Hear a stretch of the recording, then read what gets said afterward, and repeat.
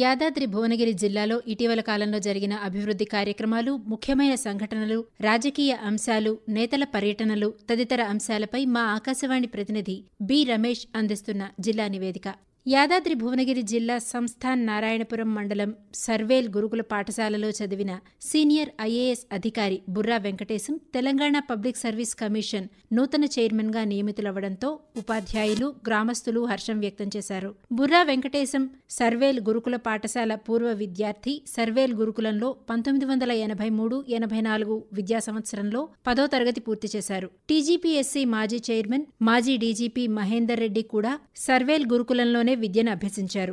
జిల్లాలోని పాఠశాలల్లో మధ్యాహ్న భోజనం, వసతి సౌకర్యాలను పరిశీలించి విద్యా కమిషన్ చైర్మన్ కు నివేదిక సమర్పిస్తున్నట్లు కమిషన్ సభ్యురాలు కందాడి జ్యోత్స్నారెడ్డి తెలిపారు. జిల్లాలోని చౌటుప్పల్ మండలం లక్కారంలోని మోడల్ స్కూల్ను ఆమె సందర్శించారు. వంట చేసే స్థలంలో నీళ్లు నిల్వ ఉండకుండా గచ్చు ఏర్పాటు చేయించాలని, భోజనశాల నిర్మించాలని అధికారులకు సూచించారు. డీఈఓ సత్యనారాయణ, డీఆర్డీఓ నాగిరెడ్డి, సంక్షేమ శాఖల అధికారులు యాదయ్య, ఎంఈఓ గురువారెడ్డి, ప్రధానోపాధ్యాయుడు అజారయ్య తదితరులు పాల్గొన్నారు. ప్రభుత్వ ఆసుపత్రుల్లో మెరుగైన వైద్యం అందించేందుకు కాంగ్రెస్ ప్రభుత్వం వైద్య, నర్సింగ్, పారామెడికల్ కళాశాలలను అందుబాటులోకి తీసుకొచ్చిందని ప్రభుత్వ విప్ ఆలేరు ఎమ్మెల్యే బీర్ల ఐలయ్య అన్నారు. ప్రజాపాలన విజయోత్సవాల్లో భాగంగా నిర్వహించిన ఆరోగ్య దినోత్సవ కార్యక్రమంలో ప్రభుత్వ నర్సింగ్, పారామెడికల్ కళాశాలలను వర్చువల్ పద్ధతిలో ముఖ్యమంత్రి రేవంత్ రెడ్డి ప్రారంభించారు. ప్రభుత్వం దివ్యాంగుల హక్కులను పరిరక్షించడంతో పాటు వారి ప్రతిభను గుర్తించి ప్రోత్సహిస్తోందని భువనగిరి ఎమ్మెల్యే కుంభం అనిల్ కుమార్ రెడ్డి అన్నారు.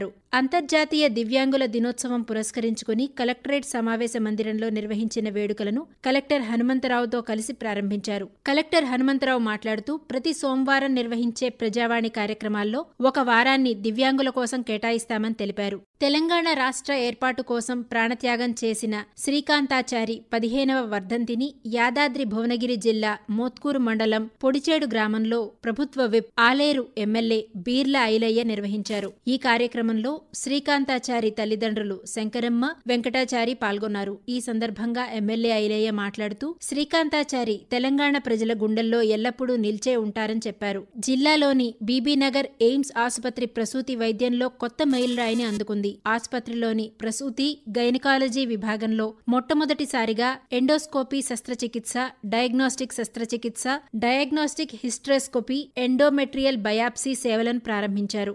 విద్యార్థిలోని అభ్యసన సామర్థ్యాలు గుర్తించేందుకు నేషనల్ అచీవ్మెంట్ సర్వే పరీక్షను నిర్వహిస్తున్నామని రాష్ట్ర పరిశీలకుడు గణపతి శర్మ అన్నారు. జాతీయ విద్యా పరిశోధనా సంస్థ ఆధ్వర్యంలో నిర్వహించిన నేషనల్ అచీవ్మెంట్ సర్వేను ఆయన పరిశీలించి మాట్లాడారు. యాదాద్రి భువనగిరి జిల్లా వ్యాప్తంగా 85 పాఠశాలల్లో నిర్వహించిన పరీక్షకు 2237 మంది విద్యార్థులు హాజరయ్యారు. జిల్లాలోని ఎంపిక చేసిన పాఠశాలల్లో కొనసాగుతున్న పరీక్షల ప్రక్రియను ఆయన ఆకస్మికంగా తనిఖీ చేశారు. అడవులను సంరక్షించుకుంటేనే భవిష్యత్తులో మానవ మనుగడ కొనసాగుతుందని కలెక్టర్ హనుమంతరావు అన్నారు. ప్రజాపాలన విజయోత్సవాల్లో భాగంగా అటవీశాఖ ఆధ్వర్యంలో వనదర్శిని వృక్ష పరిచయం కార్యక్రమం చేపట్టారు. భువనగిరి మున్సిపల్ పరిధిలోని ఆంజనేయ అభయారణ్యంలో కలెక్టర్, అదనపు కలెక్టర్ రెవెన్యూ వీరారెడ్డి జిల్లా అధికారులు విద్యార్థులతో కలిసి సందర్శించారు. DPO Sunanda, SC corporation ED Shyamsundar పాల్గొన్నారు.